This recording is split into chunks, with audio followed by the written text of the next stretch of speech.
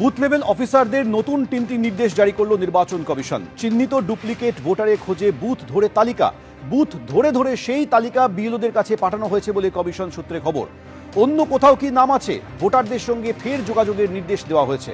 50 বছরের বেশি বয়স যাদের কিন্তু 2002 সালে নাম নেই, সেক্ষেত্রে ফের যাচাইয়ের নির্দেশ। কেন 2002 সালে নাম ছিল না, কারণ উল্লেখ করতে হবে আপলোড করা ফর্মে।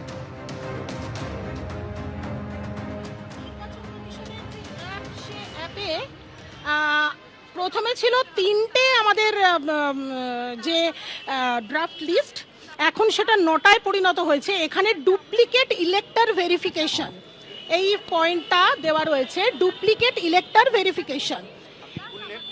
এটা খুললাম, ইলেকশন কমিশন থেকেই পাঠিয়ে দিয়েছে যে এই 3 জন ডুপ্লিকেট রয়েছে আমার পার্টি। হ্যাঁ, আপনার বুথে 3 জন ডুপ্লিকেট রয়েছে, মানে এদের নাম আরো অন্য কোনো পার্টে রয়েছে।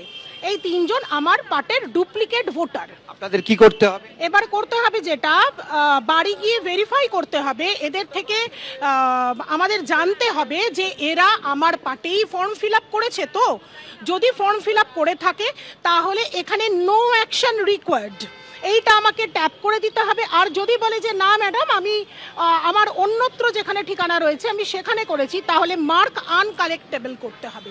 একদিকে ডুপ্লিকেট ভোটার ধরতে বিএলওদের নতুন নির্দেশিকা নির্বাচন কমিশনের, অন্যদিকে ভোটার তালিকায় কারচুপির অভিযোগে সরব হয়েছেন বিরোধী দলনেতা। তিনি বলছেন কারচুপির পেছনে আইপ্যাক, বাবার নাম মায়ের নাম পাল্টেছেন, সব ধরা পড়বেন। অনেক বিএলওর ফর্ম ফোরম করেছে আইপ্যাকের লোকজন, এখনো পর্যন্ত 56 লোকের নাম বাদ যাবে বলে বলছে। এক শ্রেণীর বিএলও এই আরোরা বেনিয়ম করেছেন। আধুনিক প্রযুক্তি ব্যবহার করলে ধরা পড়বেই, ধরা পড়লে এদের শুধু চাকরি যাবে না, এদের কঠোর শাস্তি হবে। এখনো পর্যন্ত 56 লক্ষ লোকের নাম বাদ যাবে বলে বলছে এক শ্রেণীর বিএলও এই আরোরা বেনিয়ম করেছেন। ধরা পড়লে এদের শুধু চাকরি যাবে না, এদের কঠোর শাস্তি হবে, এই বলে সরব শুভেন্দু অধিকারী।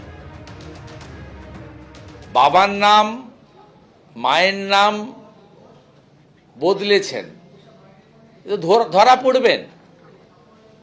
অনেক বিএলও জানেন না তার ফর্মকে ফিল আপ করে দিয়েছে, আইপ্যাকের লোকেরা ফিল আপ করে দিয়েছে।